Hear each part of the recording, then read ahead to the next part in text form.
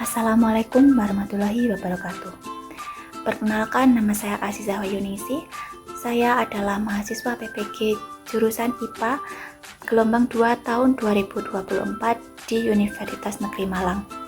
Di sini saya akan menjelaskan tentang kontekstual perjalanan pendidikan nasional Indonesia untuk memenuhi tugas mata kuliah Filosofi Pendidikan Indonesia di topik 1, demonstrasi kontekstual.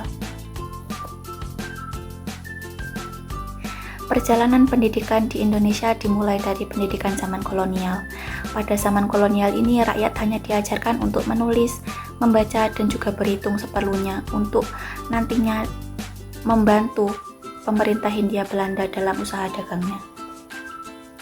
Pada zaman ini, tidak semua rakyat berhak untuk mengenyam pendidikan, namun hanya segelintir rakyat yang nantinya akan dijadikan sebagai calon pegawai untuk usaha dagang pemerintah Hindia Belanda. Sekolah pertama yang didirikan di Indonesia adalah Bumiputra. Bumiputra didirikan pada tahun 1854 dan hanya berdiri 3 kelas. Namun, pada sekolah Bumiputra ini hanya beberapa calon-calon pegawai yang nantinya dijadikan sebagai calon pegawai pemerintah Hindia Belanda. Jadi tidak semua rakyat bisa masuk ke sekolah Bumiputra ini karena pendidikan pada zaman kolonial ini berasas pada materialisme yang bertujuan untuk menjadi pembantu pada usaha dagang Hindia Belanda. Kemudian pada tahun 1909 berdirilah organisasi Budi Utomo, dan yang ketiga merupakan gerbang emas kemerdekaan kebudayaan Indonesia, yaitu berdirinya Sekolah Taman Siswa. Sekolah Taman Siswa ini berdiri tahun 1922 di Yogyakarta yang didirikan oleh Ki Hajar Dewantara. Kemudian saya akan membahas tentang pendidikan setelah kemerdekaan. Tentunya pendidikan sebelum kemerdekaan dan juga setelah kemerdekaan mengalami banyak sekali perubahan. Yang pertama adalah kebijakan kurikulumnya silih berganti. Dengan sejalan perkembangan yang ada di Indonesia, tentunya kurikulum juga akan berkembang. Di Indonesia mengalami beberapa kali pergantian kurikulum. Yang pertama adalah Rencana Pembelajaran 1947. Kemudian yang kedua adalah Rencana Pembelajaran Terurai 1952. Kemudian yang ketiga adalah Rencana Pendidikan 1964. Kemudian yang keempat adalah Kurikulum 1968. Kemudian yang kelima Kurikulum 1994. Kemudian yang keenam Kurikulum Berbasis Kompetensi pada tahun 2004. Kemudian yang ketujuh Kurikulum Tingkat Satuan Pendidikan atau KTSP 2006. Kemudian yang kedelapan Kurikulum 2013, dan juga yang terakhir dan digunakan sampai sekarang adalah Kurikulum Merdeka. Kemudian yang kedua adalah seluruh warga Indonesia berhak untuk mengenyam pendidikan.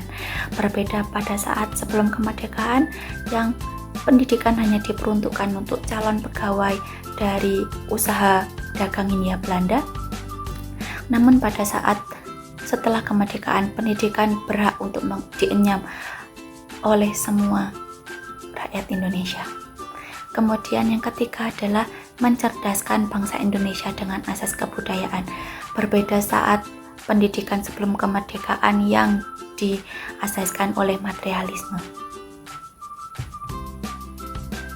Kemudian dengan berkembangnya pendidikan di Indonesia ini, tentunya ada tokoh penting di baliknya, yaitu salah satunya adalah Ki Hajar Dewantara. Di sini Ki Hajar Dewantara memiliki konsep pendidikan, yaitu pendidikan yang memerdekakan.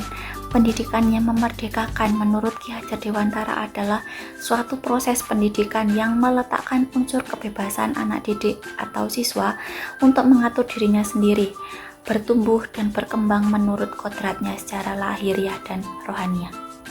Nah, kemudian kurikulum apa sih yang berdasar pada pemikiran Ki Hajar Dewantara, yaitu yang memerdekakan pendidikan, yaitu kurikulum merdeka. Kurikulum yang digunakan pada saat ini. Mengapa kurikulum merdeka dianggap berdasar pada pemikiran Ki Hajar Dewantara? karena kurikulum Merdeka memiliki esensi kebebasan berpikir yang ditujukan kepada siswa dan guru sehingga mendorong terbentuknya karakter jiwa merdeka karena siswa dan guru dapat mengeksplorasi pengetahuan dari lingkungannya. Selain dari prinsipnya yang sangat terkenal tersebut, Ki Hajar Dewantara juga memiliki semboyan yang patut untuk ditiru oleh guru-guru di Indonesia, yaitu Ing Ngarsa Sung Tulodo, Ing Madya Mangunkarsa Tutwuri Handayani.